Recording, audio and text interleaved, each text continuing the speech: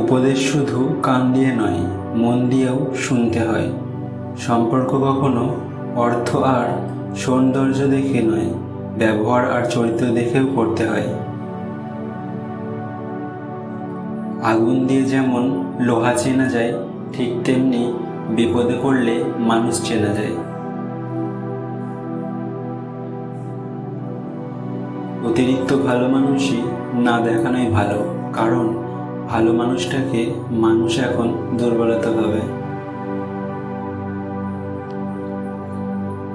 কিছু সম্পর্ক ভাড়া করা বাড়ির মতো, তাকে তুমি যতই সাজাও তোমার হবে না।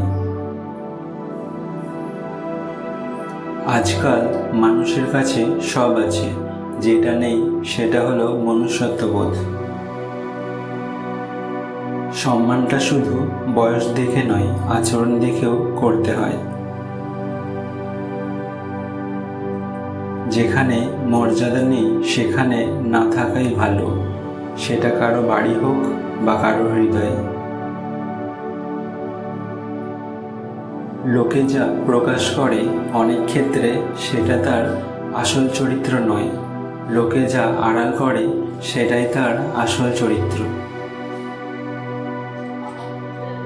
আপনার খাবারটিকে ওষুধ হিসেবে সময় মতো পরিমাণ মতো খান, না হলে আপনাকে বাকি জীবনটা ওষুধকে খাবার হিসেবে খেতে হবে।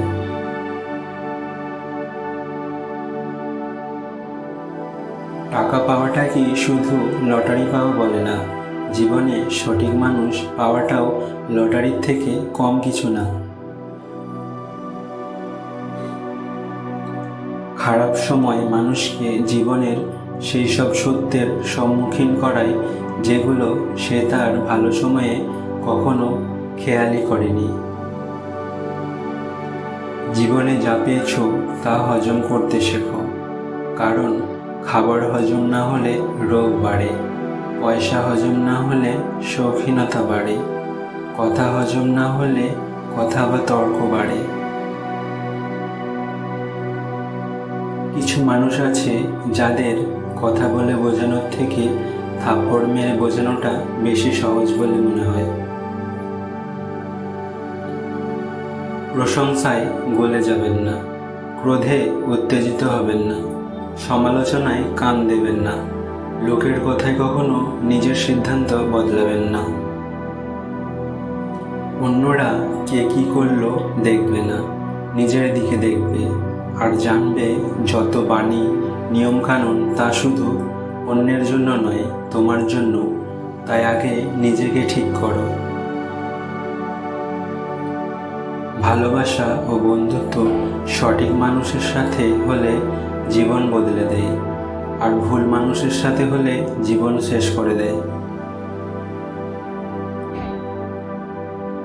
প্রশংসা হজম না হলে অহংকার বাড়ে, নিন্দা হজম না হলে শত্রুতা বাড়ে, গোপনীয়তা হজম না হলে সংকট বাড়ে, সুখ হজম না হলে পাপ বাড়ে, দুঃখ হজম না হলে হতাশা বাড়ে।